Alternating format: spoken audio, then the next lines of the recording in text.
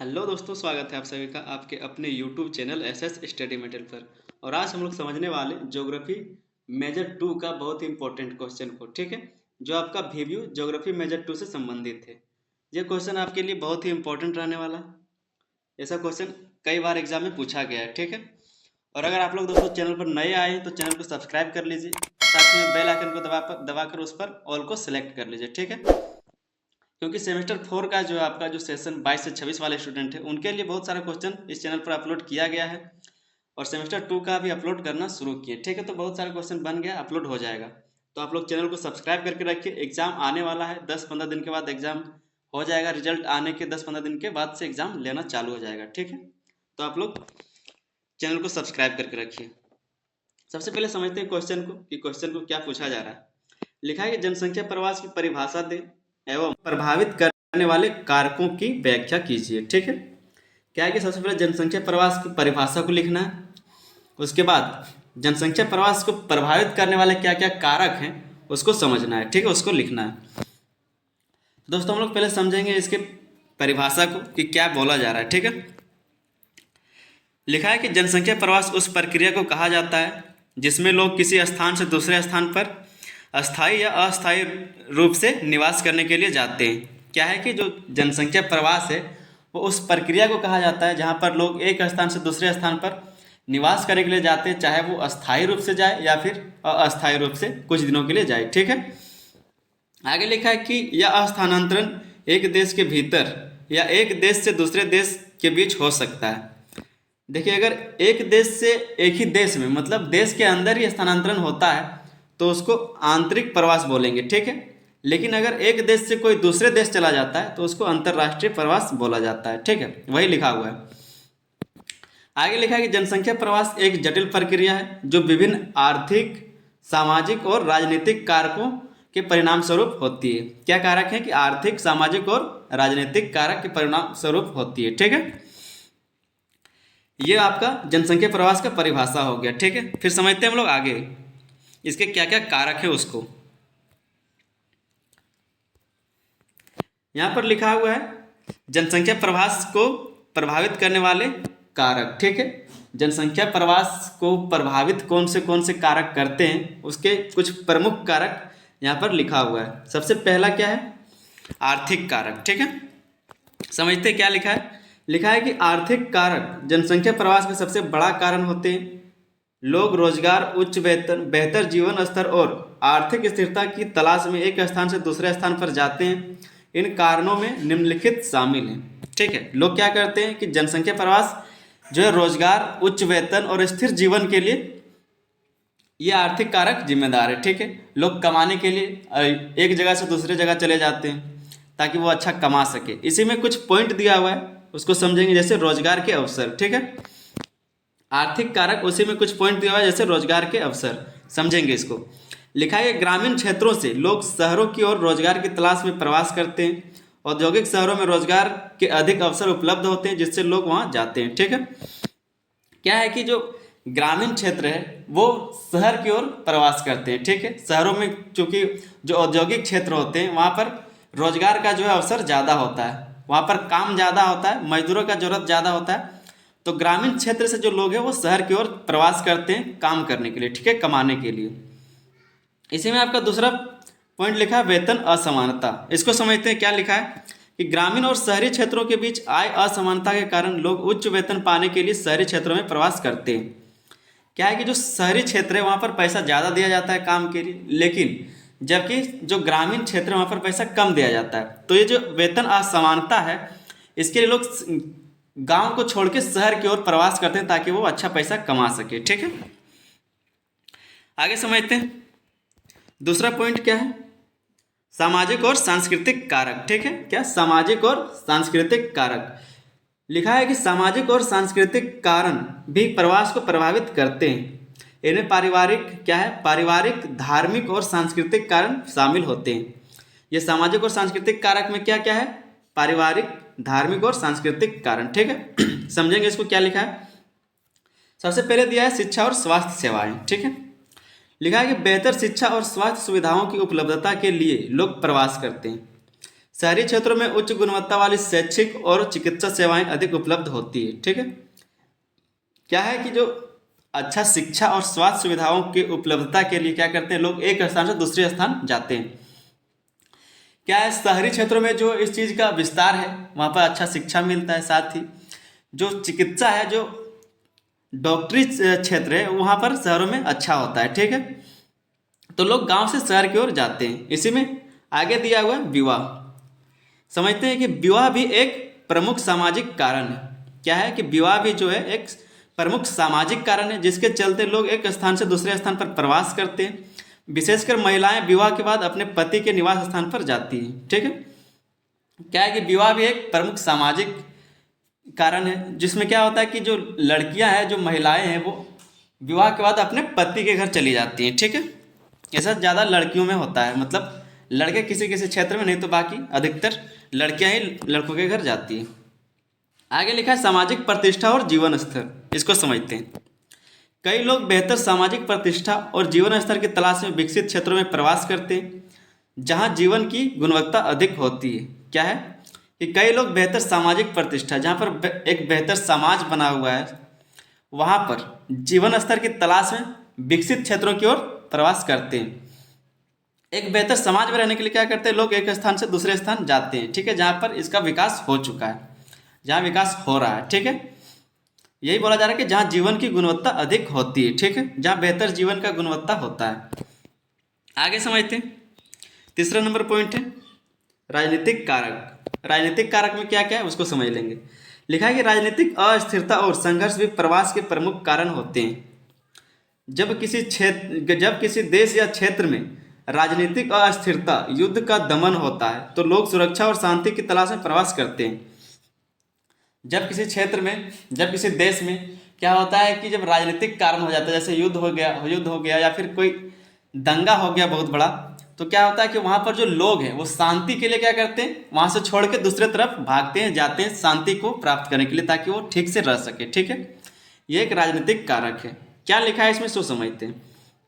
Point दिया हुआ है युद्ध और संघर्ष। लिखा है कि युद्ध और आतंकी गतिविधियों के कारण बड़ी संख्या में लोग अपना घर छोड़कर शरणार्थी बन जाते हैं। ये लोग दूसरे देशों या क्षेत्रों में शरण लेते हैं। क्या है कि जब युद्ध होता है या फिर कोई दंगा होता है बहुत बड़ा, तो क्या होता है कि वहाँ पर जो है आतंकी गतिविधि फैल जाता है। ठीक है, किसी को भी मारपीट, किसी को भी मारकाट चलता है, तो वहाँ से जो लोग क्या करते हैं प्रवास करते हैं, वहाँ से छोड़कर भागते हैं दूसरे जगह पर, शरण लेते हैं दूसरे स्थान पर, या फिर किसी अलग देश में या फिर किसी अलग क्षेत्र में। ठीक है, तो ये भी एक प्रवास का कारण है।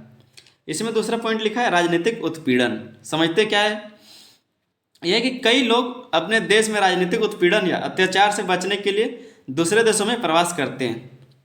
कई ऐसे लोग हैं जिस पर राजनीतिक उत्पीड़न होता है, राजनीतिक दबाव होता है, तो क्या करते हैं वो लोग अत्याचार से बचने के लिए, राजनीतिक अत्याचार से बचने के लिए दूसरे देश में प्रवास कर जाते हैं। ठीक है, कि यहाँ पर उसको समझ नहीं आ रहा तो वो दूसरे देश चले जाते हैं। तो ये भी आपका एक कारण है जो आपके राजनीतिक कारण के अंतर्गत आता है। आगे समझते हैं, चौथा नंबर पर लिखा है प्राकृतिक और पर्यावरणीय कारक। ठीक है, प्राकृतिक और पर्यावरणीय कारक दिया है कि प्राकृतिक आपदाएं और पर्यावरणीय संकट भी जनसंख्या प्रवास को प्रभावित करते हैं। जो प्राकृतिक आपदा है या फिर जो पर्यावरणीय संकट है, उससे भी क्या होता है जनसंख्या प्रवास होता है। ठीक है, आगे लिखा है इनमें बाढ़, सूखा, भूकंप और जलवायु परिवर्तन जैसे कारक शामिल है। क्या, बाढ़, सूखा, भूकंप या जलवायु परिवर्तन जैसे कारक शामिल हैं। इसके अंतर भी कुछ पॉइंट दिया हुआ है, उसको समझते हैं। सबसे पहले प्राकृतिक आपदा को समझ लेते हैं। ठीक है, क्या प्राकृतिक आपदाएं, लिखा है कि बाढ़, भूकंप, सूखा और चक्रवात जैसी प्राकृतिक आपदाओं के कारण लोग अपने निवास स्थान से अन्य सुरक्षित स्थानों पर प्रवास करने के लिए मजबूर होते हैं। अगर किसी क्षेत्र में बाढ़ आ गया है या भूकंप वाला क्षेत्र है, या फिर वहाँ पर बहुत दिनों से, बहुत महीनों से सूखा पड़ गया है, ठीक है, या फिर चक्रवात से बहुत सारा समस्या हो गया, बारिश हो रहा है बहुत ज़्यादा, तो क्या करेंगे, वहाँ पर कुछ होगा नहीं, फसल नहीं होगा, रोजगार नहीं होगा, तो वहाँ से लोग प्रवास करेंगे। ठीक है, वहाँ पर लोग प्रवास करने के लिए मजबूर हो जाएंगे। ये आपका प्राकृतिक आपदा। ठीक है, उसके बाद समझते हैं जलवायु परिवर्तन। आगे लिखा है कि जलवायु परिवर्तन के कारण कृषि योग्य भूमि की कमी, जल की कमी और अन्य प्राकृतिक संसाधनों का अभाव हो जाता है, जिससे लोग अन्य क्षेत्रों में पलायन करने लगते हैं। ठीक है, क्या है कि जो जलवायु परिवर्तन हो जाता है जहाँ पर मौसम बदलने लगता है सालों सालों सालों, फिर बाद में वो जलवायु परिवर्तन के रूप में दिखता है, तो वहाँ पर क्या होता है कि कृषि जो भूमि होता है वो भी खत्म हो जाता है, उसमें कमी आने लगता है। साथ ही जल का कमी हो जाता है, जल दूषित होता है। उसके बाद जो प्राकृतिक संसाधन है उसका भी अभाव रहता है, क्योंकि जब कुछ होगा ही नहीं, वर्षा नहीं होगा तो कहाँ से कुछ होगा, तो जिससे लोग क्या करते हैं कि किसी दूसरे क्षेत्र में पलायन करने के लिए मजबूर होते हैं, वो दूसरे क्षेत्र जाकर प्रवास करते हैं। ठीक है, ये आपका चौथा पॉइंट था। आगे समझते हैं। आगे पांचवा पॉइंट लिखा है जनसांख्यिकी कारक। ठीक है, जनसांख्यिकी कारक लिखा है कि जनसंख्या संरचना में परिवर्तन भी प्रवास को प्रभावित करता है। जनसंख्या संरचना में परिवर्तन भी प्रवास को प्रभावित करता है। इनमें जनसंख्या घनत्व, लिंग अनुपात और आयु संरचना जैसे कारक शामिल हैं। क्या है कि जो जनसंख्या संरचना है वो भी इसको प्रभावित करता है, जनसंख्या प्रवास को। ठीक है, जैसे जनसंख्या घनत्व, ज़्यादा लोगों की संख्या जहाँ पर कम लोग रहते हैं, इस तरह का जो समस्या है। या फिर जो लिंग अनुपात है, जहाँ पर कम लड़के हैं कम लड़कियाँ हैं, ज़्यादा लड़के ज़्यादा लड़के, इस तरह का जो अनुपात है। या फिर आयु संरचना, जो कमाने की उम्र के लड़के हैं वो कमाने के लिए जाते हैं, तो इस तरह का जो कारण है वो भी इसमें शामिल है। ठीक है, इसमें जो पॉइंट दिया है उसको समझते हैं। लिखा है जनसंख्या घनत्व। आगे लिखा है कि अत्यधिक जनसंख्या घनत्व वाले क्षेत्रों में संसाधनों की कमी और जीवन की कठिनाइयां उत्पन्न होती है, जिससे लोग कम घनी आबादी वाले क्षेत्रों की ओर प्रवास करते हैं। क्या है कि जब जनसंख्या बहुत घनी हो जाती है, बहुत अत्यधिक जनसंख्या बढ़ जाता है किसी क्षेत्र में, मतलब जहाँ क्षेत्र कम है और जनसंख्या ज़्यादा है, तो वहाँ पर जो है जीवन वो कठिनाइयों भरा हो जाता है। वहाँ पर कठिनाइयाँ उत्पन्न होने लगती है संसाधनों को लेके। जहाँ पर मतलब अगर सड़कें नहीं है और वहाँ पर लोग ज़्यादा रहेंगे तो उसको आने जाने में भी दिक्कत होगा। ठीक है, तो इस तरह का जो कठिनाई और भी है संसाधन का, वहाँ से उस समस्या से उभरने के लिए, बचने के लिए भी लोग प्रवास करते हैं। ठीक है, यही लिखा है। आगे लिखा है दूसरे पॉइंट, आयु संरचना। इसको समझते। लिखा है कि युवा लोग, खासकर शिक्षित युवा, रोजगार और बेहतर अवसरों की तलाश में बड़े शहरों या विदेशों की ओर प्रवास करते हैं।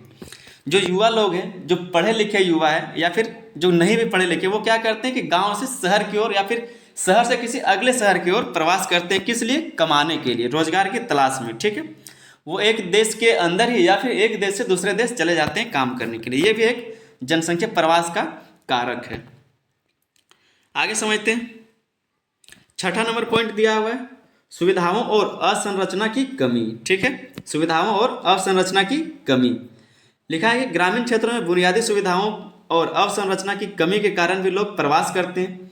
इनमें बिजली, पानी, स्वास्थ्य सेवाओं और परिवहन सुविधाएं शामिल हैं। ठीक है, क्या है कि जो ग्रामीण क्षेत्र है वहाँ पर बुनियादी सुविधा और अवसंरचना का कमी होता है, जिससे क्या करते हैं लोग शहर की ओर जाते हैं। गांव में क्या कमी होता है? जैसे बिजली भी नहीं होता है, पानी, स्वास्थ्य जैसे जो सुविधाएं हैं, जो परिवहन जैसी सुविधाएं हैं वो अच्छी नहीं होती गांव में, तो इसके कारण भी लोग प्रवास करते हैं। इसमें कुछ पॉइंट दिया हुआ है उसको समझते हैं।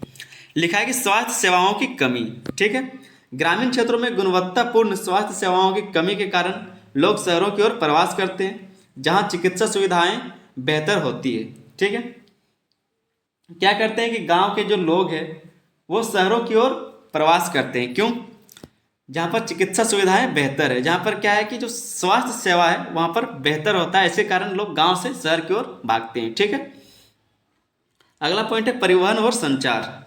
जिन क्षेत्रों में परिवहन और संचार सुविधाएं सीमित होती है वहाँ से लोग बेहतर सुविधाओं वाले स्थानों की ओर प्रवास करते हैं। अब जहाँ पर परिवहन का अच्छा सुविधा रहेगा, जहाँ पर संचार का, कम्युनिकेशन का, बातचीत या फिर नेटवर्क जैसा कुछ सुविधा, इंटरनेट का ज़माना में आजकल ये बहुत ही ज़रूरी है। ठीक है, तो इस चीज़ का जहाँ पर सुविधा रहेगा उधर लोग भागते हैं ज़्यादा। ठीक है, उधर ही लोग प्रवास करते हैं। तो ये कुछ कारक है। आगे समझते हैं। उसके बाद आपका निष्कर्ष लिखा हुआ है। ठीक है, निष्कर्ष को समझ लेते हैं कि क्या है। ठीक है, इससे पहले हम लोग समझेंगे कि जो अभी जो आपने देखा, जो आंसर जिस तरह से लिखा हुआ था उसी तरह से आपको भी सेम लिखना है। ठीक है, जैसे पॉइंट वाइज हेडलाइन बना बना के लिखा था, उसके नीचे फिर पॉइंट दिया हुआ था कुछ, तो उस तरह का अगर आप लिखेंगे तो सेमेस्टर में आपका बहुत ही बेहतर नंबर आएगा। ठीक है, फुल नंबर भी आने का चांस है, तो आप उसी तरह से लिखिए और साथ में एक निष्कर्ष लिख दीजिएगा जो यहाँ पर लिखा हुआ है उसको पढ़ते हैं। लिखा है कि जनसंख्या प्रवास एक जटिल प्रक्रिया है जो विभिन्न आर्थिक, सामाजिक, राजनीतिक और पर्यावरणीय कारकों के प्रभाव में होती है। ठीक है, जनसंख्या प्रवास जो एक जटिल प्रक्रिया है जो विभिन्न आर्थिक, सामाजिक, राजनीतिक और पर्यावरणीय कारकों के प्रभाव से होती है। ठीक है, इन कारकों का प्रभाव स्थान और समय के अनुसार बदलता रहता है।